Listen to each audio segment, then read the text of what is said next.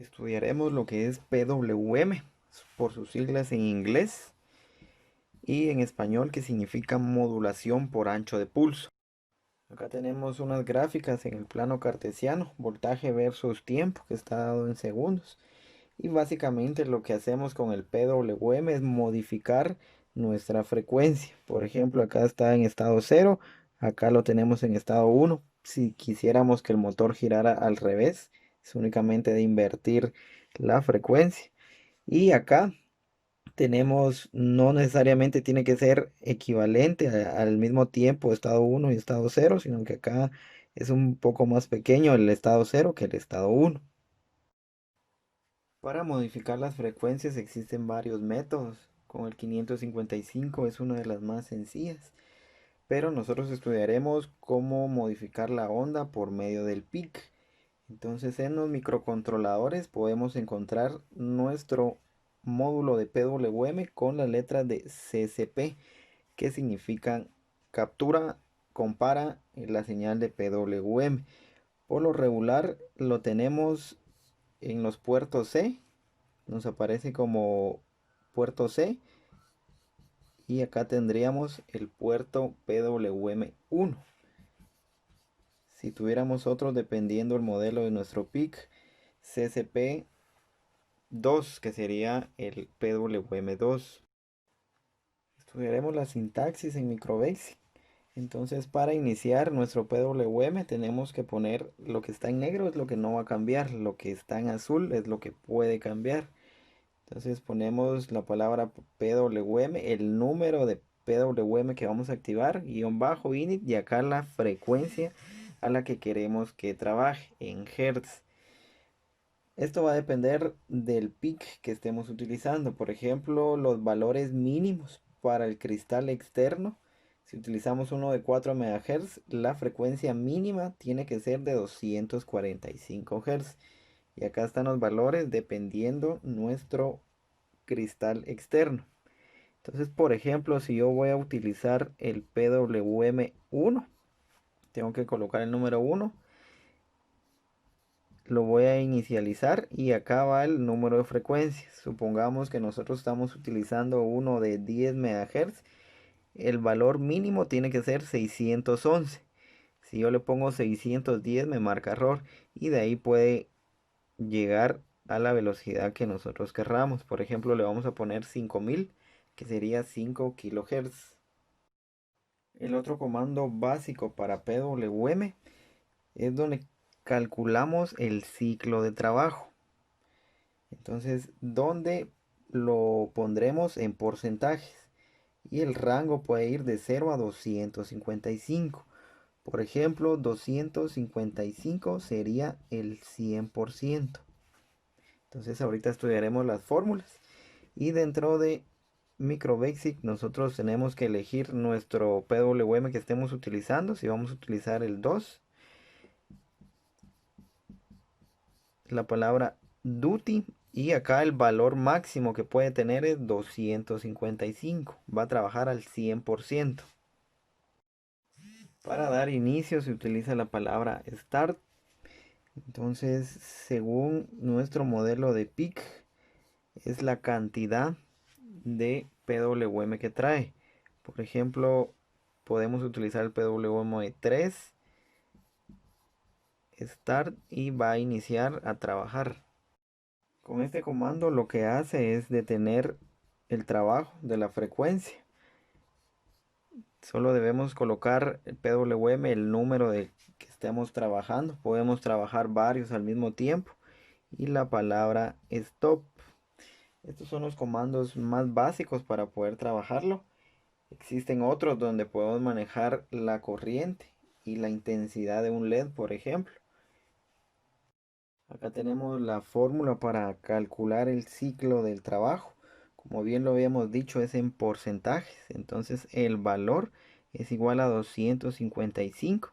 Esto sale de la hoja de datos también de nuestro PIC. Estamos trabajando con uno a base de 10 bits por el porcentaje que queremos que trabaje dividido 100%. Entonces, por ejemplo, si nosotros quisiéramos que trabajara al 5%, lo que debemos hacer es sustituir valores. Entonces 255 es de fórmula por el 5%, que es lo que nos están pidiendo, que trabaje al 5%.